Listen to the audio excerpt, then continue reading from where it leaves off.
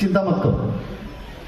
তো আমাদের তো প্রায় খুব সুবিধে, ডাবল ইঞ্জিন সরকারের একটা সুবিধা আছে, কৈলাসহরের আমাদের এয়ারপোর্ট 18 থেকে 19 সিটারের এয়ারপোর্ট শুরু হচ্ছে এখানে, এবং বাকি যে দুটো কমলপুর যেটা আছে, খোয়াই যেটা আছে, সেটাকেও কিভাবে ইউটিলাইজ করা যায় অন্যভাবে হতে পারে। সেখানে আমাদের যারা এয়ারক্রাফটে যারা কাজ করতে চায়, অনেকে সেখানে পাইলট হতে চায়, তাদেরও সেখানে হওয়া যাবে কেন ভাবলে এবং করতে খুব বেশি একটা সময় না, ভাবো আর এটা ইমপ্লিমেন্টেশন করার ট্রাই করো।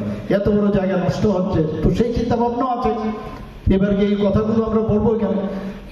তো সেখান থেকে যখন আমাকে বলা হলো যে রাস্তা তো হয়েছে ঠিকই, কিন্তু জলস্তর এত উপরে যে কারণে রাস্তাটা ঠিক চলে, তা আমি বললাম যে ডিপিআর তৈরি করার আগে আপনারা দেখেননি সেটা।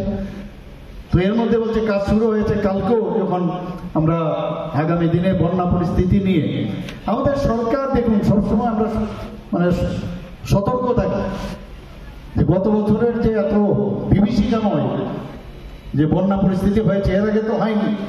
তা আমি সমস্ত আধিকারিকদের আমি এই কথাটাই বললাম যে এটা একটা বেঞ্চমার্ক, এর উপর ভিত্তি করে আপনারা যেখানে মানে এই যে বন্যার হওয়ার যে প্রবণতা যা এলাকাগুলো আছে সেগুলোকে আপনারা চিহ্নিত করুন।